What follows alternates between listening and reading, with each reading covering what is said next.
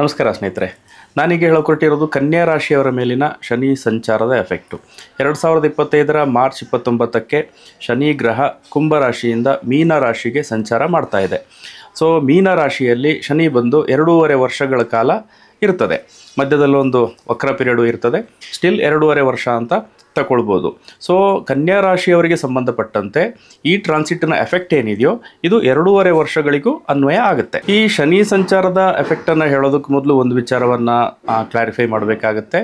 ಯಾಕೆಂದರೆ ಇದನ್ನು ರಾಶಿ ಭವಿಷ್ಯ ಅಂತಲೂ ಕೆಲವರು ಕನ್ಸಿಡರ್ ಮಾಡ್ತಾರೆ.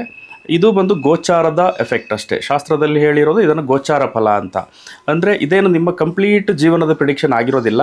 ಗೋಚಾರದಿಂದ ನಿಮ್ಮ ಈಗ ನಡೀತಾ ಇರುವಂಥ ದಶೆ ಮತ್ತು ಕುಂಡಲಿಯಲ್ಲಿನ ಗ್ರಹಗಳ ಪೊಸಿಷನ್ ಇದಕ್ಕೆ ಅನುಗುಣವಾಗಿ ಏನು ಇದು ಎಕ್ಸ್ಟ್ರಾ ಎಫೆಕ್ಟನ್ನು ಕೊಡುತ್ತೋ ಅಷ್ಟು ಮಾತ್ರವೇ ಗೋಚಾರ ಫಲ.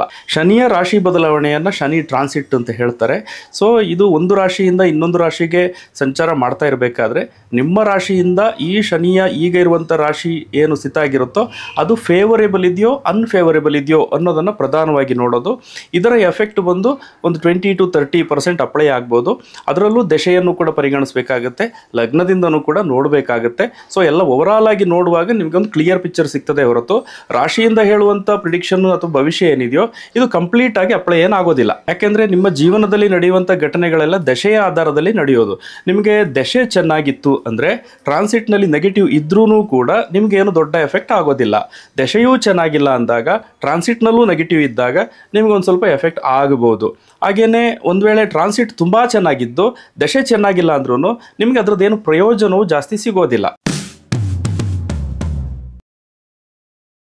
ಈಗ ಕನ್ಯಾ ರಾಶಿಯವರ ವಿಚಾರಕ್ಕೆ ಬರೋದಾದರೆ ಮೀನ ರಾಶಿಯಲ್ಲಿನ ಶನಿ ಏನಿದೆಯೋ ಕನ್ಯಾ ರಾಶಿಗೆ 7ನೇ ಸ್ಥಾನ ಬರ್ತದೆ, 7ನೇ ಮನೆ ಬರ್ತದೆ. ಸೊ 7ನೇ ಸ್ಥಾನದ ಶನಿ ಸಂಚಾರವನ್ನು ಅನ್ಫೇವರೇಬಲ್ ಅಂತ ಪರಿಗಣಿಸ್ತಾರೆ. ಇದನ್ನು ಆ್ಯಕ್ಚುಲಿ ಕಂಟಕ ಶನಿ ಅಂತಲೂ ಕರೀತಾರೆ. ಹಂಗೆ ಅಂದ್ಕೊಂಡು ಕಂಟಕ ಬಂದು ಬರುತ್ತೆ ಅಂತಲ್ಲ, ಆ ಸ್ಥಾನಕ್ಕೆ ಕಂಟಕ ಸ್ಥಾನ ಅಂತ ಹೆಸರಿದೆ ಅಷ್ಟೇ. ಸೊ ಸಿಂಗಲ್ ಲೈನ್ನಲ್ಲಿ ಹೇಳೋದಾದರೆ ಈ ಶನಿಯ ಟ್ರಾನ್ಸಿಟ್ ಏನಿದೆಯೋ ಕನ್ಯಾ ರಾಶಿಯವರಿಗೆ ಅನ್ಫೇವರೇಬಲ್ ಇರ್ತದೆ. ಅನಗತ್ಯವಾಗಿ ಅಲೆದಾಟ ಅಥವಾ ಹಣಕಾಸಿನ ವ್ಯವಹಾರದಲ್ಲಿ ಏನು ಅಂದ್ಕೊಂಡಾಗೆ ನಡೆಯದೇ ಇರುವಂಥದ್ದು, ವ್ಯವಹಾರಗಳಲ್ಲಿ ನಿಧಾನಗತಿ, ಇಂಥದ್ದೆಲ್ಲ ಈ ಶನಿ ಟ್ರಾನ್ಸಿಟ್ನಿಂದ ಆಗುವಂಥ ಎಫೆಕ್ಟ್ಗಳಾಗಿರ್ತವೆ. ಹಾಗೆಯೇ 7ನೇ ಸ್ಥಾನ ಬಂದು ಮಾರಕ ಸ್ಥಾನ ಅಂತ ಪರಿಗಣಿಸ್ತಾರೆ. ಸೊ ಇದು ಚಂದ್ರನಿಂದ ನೋಡುವಾಗ ಮಾರಕ ಸ್ಥಾನ ಆಗಿರೋದ್ರಿಂದಾಗಿ ಆರೋಗ್ಯದ ವಿಚಾರದಲ್ಲೂ ಕೂಡ ಸ್ವಲ್ಪ ಗಮನ ಕೊಡಬೇಕಾಗುತ್ತೆ. ಇನ್ನು ಈ ಶನಿ ಟ್ರಾನ್ಸಿಟ್ನ ಕಂಪ್ಲೀಟ್ ಏನು ಡಿಟೇಲ್ಡ್ ವಿವರಣೆಯನ್ನು ಕೊಟ್ಟಿರುವಂಥ ಗ್ರಂಥ ಬೃಹತ್ ಸಂಹಿತ, ಅದರಲ್ಲಿ ಈ 7ನೇ ಮನೆಯ ಟ್ರಾನ್ಸಿಟನ್ನು ಹೀಗೆ ಹೇಳಿದ್ದಾರೆ: when Saturn passes through the 7th house, the person will wander away from home.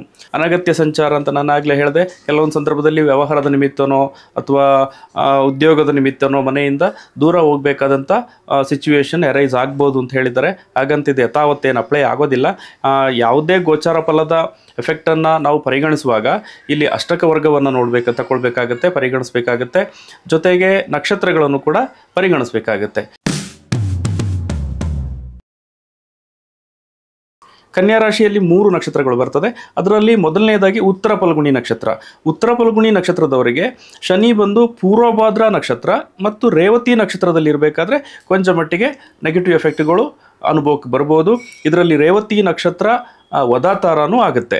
2025 March 29ರಿಂದ 2025 April 27 ಈ ಅವಧಿಯಲ್ಲಿ ಶನಿ ಪೂರ್ವಭದ್ರ ನಕ್ಷತ್ರದಲ್ಲಿ ಇರ್ತದೆ. 2025 ಅಕ್ಟೋಬರ್ 4ರಿಂದ 2026 ಜನವರಿ 20 ಈ ಅವಧಿಯಲ್ಲಿ ಶನಿ ಪೂರ್ವಭದ್ರ ನಕ್ಷತ್ರದಲ್ಲಿ ಇರ್ತದೆ.